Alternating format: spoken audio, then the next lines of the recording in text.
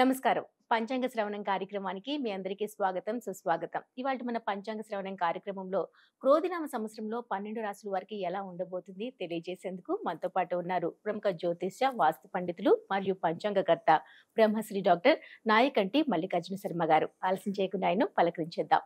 నమస్తే గురుగారు. నమస్కారం అమ్మా. గురువుగారు, క్రోధినామ సంవత్సరంలో తులారాశి వాళ్ళకి ఎలా ఉండబోతుంది? ఆదాయ వ్యయాలు ఎలా ఉన్నాయి? తప్పకుండా అమ్మా. ఓం శ్రీ గురుభ్యో నమః.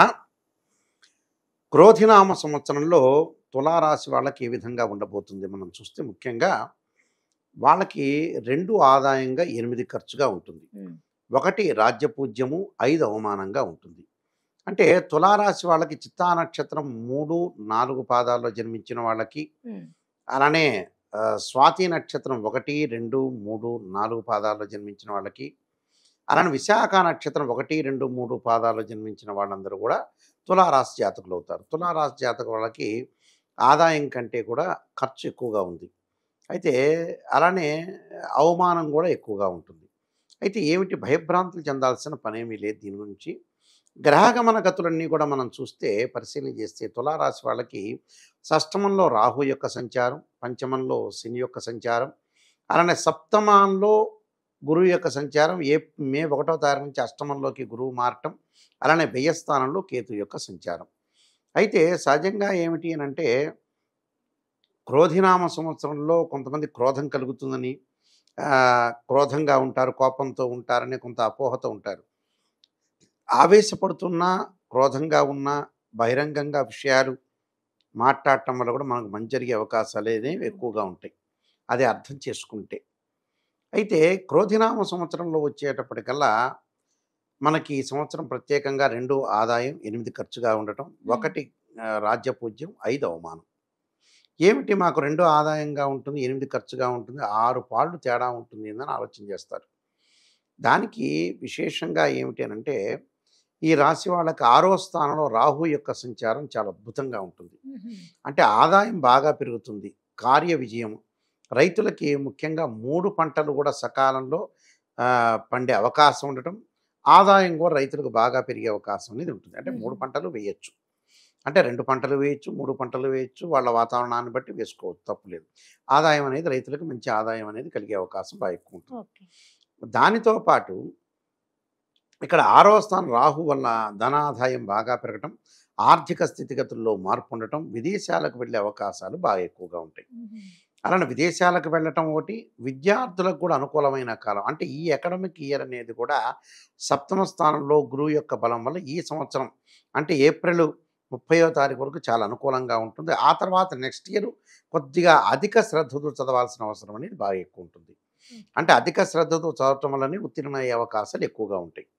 అయితే ఇక్కడ వివాహం కాని స్త్రీ పురుషులందరూ కూడా వివాహం కావటం, అలానే సంబంధ బాంధవ్యాలు బాగా ఎక్కువగా ఉండటం, కేవలం ఈ పెద్ద గ్రహాలే కాకుండా రవి, బుధ, శుక్రగ్రహాలు ఒక నెల రోజుల పాటు ఒక రాశి నుంచి మరో రాశికి మారుతుంటాయి. కుజుడు 45 రోజుల పాటు ఉంటాడు. అలానే ఇక్కడ ఏదైతే 6వ స్థానం రాహు వల్ల విదేశాలకు వెళ్ళటం, అలానే ఉద్యోగస్తులకు కూడా ప్రమోషన్లు లభించే అవకాశం ఉంటుంది. ఆ ప్రమోషన్లతో పాటు ఎవరైనా సరే ఉద్యోగస్తులు, ప్రైవేట్ ఎంప్లాయీస్ ఎవరైతే చేస్తున్నారో వాళ్ళు కంపెనీ త్రూ ఫారెన్ వెళ్ళే అవకాశం అనేది ఒకటి వస్తుంది. అది శుభ విశేషమే మనకి. అలానే రాహు మంచి ఫలితాన్ని ఇస్తాడు 6వ స్థానంలో ఉంటే గోచారరీత్యా.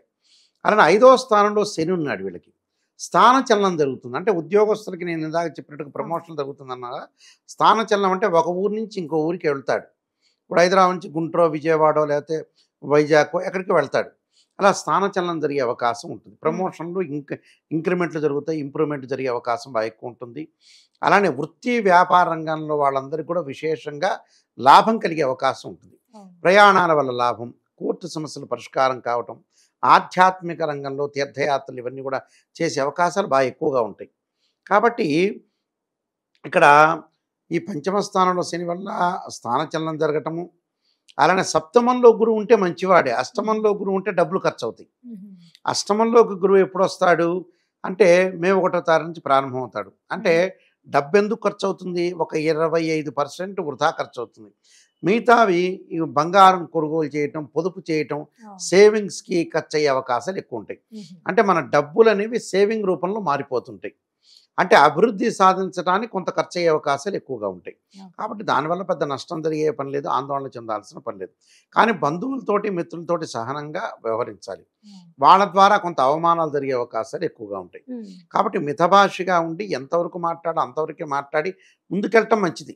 లేకపోతే అనవసరంగా వివాదాలను మనం కొని తెచ్చుకోకూడదు ఎప్పుడు జీవితంలో కూడా. అంటే ఈ సంవత్సరం మనకి బాగలేదు ఉండాలి అనంటే చాలా జాగ్రత్త ఉండాలి. బాగుంది అనంటే పర్వాలా, బాగలేదు అన్నప్పుడు ఎందుకు అనవసరంగా డిస్కషన్ చేసి ఒకళ్ళ చేత చెప్పు దెబ్బలు తినటం అనేది. అందువల్ల చాలా జాగ్రత్తగా ఆలోచన చేసి ముందుకు వెళ్ళాలి. అలానే ప్రయాణాల వల్ల లాభం కలగటం, నూతన వ్యక్తుల ద్వారా పరిచయాలు, అలానే నూతన వ్యక్తుల ద్వారా పరిచయాలతో పాటు వాళ్ళు వ్యాపారంలో కొన్ని పెట్టుబడులు పెట్టడం. వ్యాపార రంగం చేసే ముఖ్యమైన వాళ్ళందరికీ కూడా అతి ఎక్కువ పెట్టుబడులు అనేవి పెట్టకూడదు. పెట్టి ఎప్పుడు పెట్టాలి? ఏప్రిల్ 30 లోపలే పెట్టాలి. మే నుంచి మళ్ళీ గురువు మారే వరకు పెట్టుబడులు పెట్టకూడదు. అందువల్ల అక్టోబర్ నవంబర్ మాసంలో కూడా కొంత జాగ్రత్తగా ఉండాలి. అంటే వక్రత్యాగాలు వక్రారంభాలు ఉన్నాయి గురువు శని. అందువల్ల ఆ సమయంలో కూడా అక్టోబర్ నవంబర్ మాసంలో కూడా కొంత ఆరోగ్యపరంగా ఇబ్బందులు లేకుండా ఉండాలి. ఎందుకంటే వ్యయంలో కేతు ఉన్నాడు, కొంత ఆరోగ్యపరంగా కొంత ఇబ్బందులు కలుగుతుంది. ప్రయాణంలో కూడా అతి స్పీడ్ అనేది పనికిరాదు. అతి స్పీడ్ పనికిరావటం, అతి స్పీడ్ కూడా వెళ్ళటం వల్ల కూడా కొన్ని ఇబ్బందికరమైన వాతావరణం వచ్చే అవకాశం అనేది ఒకటి ఉంటుంది. కాబట్టి ప్రతి విషయాన్ని కూడా కొంత ఆలోచన చేసి ఆచితూచి అడుగు వేసి వెళ్ళాలి. అంటే ప్రయాణాల వల్ల లాభం ఉంటుంది, కార్య విజయం లభించే అవకాశం ఉంటుంది. కొన్ని పనులు పాత రోజుల్లో ఉండే పనులన్నీ కూడా ఈ సంవత్సరం వాళ్ళు పూర్తి చేయగలుగుతారు. అలానే వివాహాది శుభ కార్యక్రమాల్లో పాల్గొనటం, తలచిన పనులన్నీ కూడా ముందుకు తీసుకుని వెళ్ళటం, అలానే ఇంట్లో ఉండే వస్తువులన్నీ కూడా కొనుగోలు చేసే అవకాశాలు బాగా ఎక్కువ ఉంటాయి. అంటే అంతా కూడా సుఫలితాలు జరిగే అవకాశాలు బాగా ఎక్కువగా ఉన్నాయి. దీనివల్ల 6వ స్థానం రాహు వల్లనే ఇతనికి బాగా మంచి జరిగే అవకాశం ఎక్కువ ఉంటుంది. అలానే ఏప్రిల్ 30వ తారీఖు వరకు 7వ స్థానంలో గురువు వల్ల మంచి ఫలితాలు జరుగుతాయి. అలానే ఇక్కడ ఈ వీళ్ళకి వచ్చే తులా, వృశ్చికం, ధనస్సు, మకరం, కుంభ 5వ స్థానంలో శని యొక్క సంచారం. అంటే స్థానచలనం, ఇళ్ళు మారటం, అలానే ఇళ్ళు మారటం, తర్వాత వచ్చేటప్పుడు వాళ్ళ దగ్గర పగన చేసే ఉద్యోగస్తులు మారటం, వీళ్ళు స్థానచలనం జరగటం, ఒక ఊరు నుంచి ఇంకో ఊరికి మారటం, ఇంట్లో వస్తువులు మారటం, కొన్ని మార్పు అనేది జరిగే అవకాశాలు ఎక్కువ ఉంటాయి. అంటే చేంజ్ అవుతుంటుంది. ఆ చేంజ్ కూడా క్రోధినామ సంవత్సరంలో మంచికే. మన అనుభవం అనేది చాలా గొప్పది కాబట్టి అనుభవాన్ని చూసుకుని జోడీకరించుకొని ఇంట్లో ముందుకు వెళ్ళటం అనేది చాలా మంచిది. కాబట్టి అనుకున్న ప్రయత్నాలన్నీ కూడా సఫలీకృతం అవుతాయి. అనుకున్న ప్రయత్నాలు చేసుకోవచ్చు, కానీ కొద్దిగా పొదుపు పాటించాలి. మేము ఇచ్చే సలహా, క్రోధినామ సంవత్సరం అతిగా ఎక్కువ ఖర్చు పెట్టకూడదు. చాలామంది మన వాళ్ళు ఏం చేస్తారంటే ఖర్చు పెట్టే చోట ఖర్చు పెట్టడు. అసలు ప్రాసెస్ ఏం జరుగుతుందంటే ఖర్చు పెట్టే సమయానికి ఖర్చు పెట్టడు, ఖర్చు పెట్టని దానికి ఖర్చు పెడతాడు. అదే ఇంపార్టెంట్ అయింది. అందువల్లే మన ఖర్చు అయ్యేది ఎక్కువగా అవుతుంది. కాబట్టి ఖర్చు పెట్టేదానికి ఖర్చు పెట్టాలి ఇంపార్టెంట్ పాయింట్కి. అలాంటి వాటిలో ఖర్చు పెట్టి ముందుకు వెళ్ళటం అనేది చాలా మంచి. స్త్రీలకి అనారోగ్య సమస్యలు వచ్చే అవకాశం ఉంది కాబట్టి కొన్ని పరిహారాలు అని చెప్తాం. విద్యార్థులకు అనుకూలమైన కాలం. నెక్స్ట్ అకాడమిక్ కెరియర్లో చాలా జాగ్రత్తగా ఉండాలి. కొన్ని పరిహారాలు చేసుకొని ముందుకు వెళ్తే మంచిది జరిగే అవకాశం ఉంటుంది. మరి వీళ్ళు ఎటువంటి పరిహారాలు చేసుకోవాలంటే? విద్యార్థులు వచ్చేటప్పటికల్లా ముందుగా ముఖ్యంగా సరస్వతి స్తోత్ర పారాయణం చేయటం, అలానే గురువుని ఆరాధన చేయటం. అంటే గురు బ్రహ్మ, గురు విష్ణు, గురుదేవో మహేశ్వర, గురు సాక్షాత్ పరబ్రహ్మ, తస్మై శ్రీ గురవే నమః అనే మంత్రాన్ని చదువుకోవటం, అలానే దక్షిణామూర్తి స్తోత్రం చదవటం ఒకటి, అలానే దత్తాత్రేయ స్వామి యొక్క పారాయణం ఒకటి, దేవానాంచ ఋషీనాంచ గురుకాంచన సన్నిభం బుద్ధిమతం త్రిలోకేశం తం నమామి బృహస్పతి అనే గురు మంత్రాన్ని చక్కగా.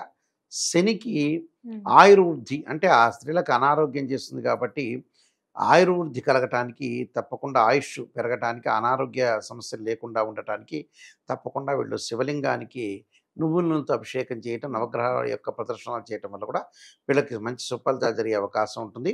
క్రోధినామ సంవత్సరంలో తులారాశి వాళ్ళందరూ కూడా సుఫలితాలు జరగని ఆశిస్తూ సర్వే జనా సుఖినో భవంతు. ధన్యవాదాలు గురుగారు. నమస్కారం.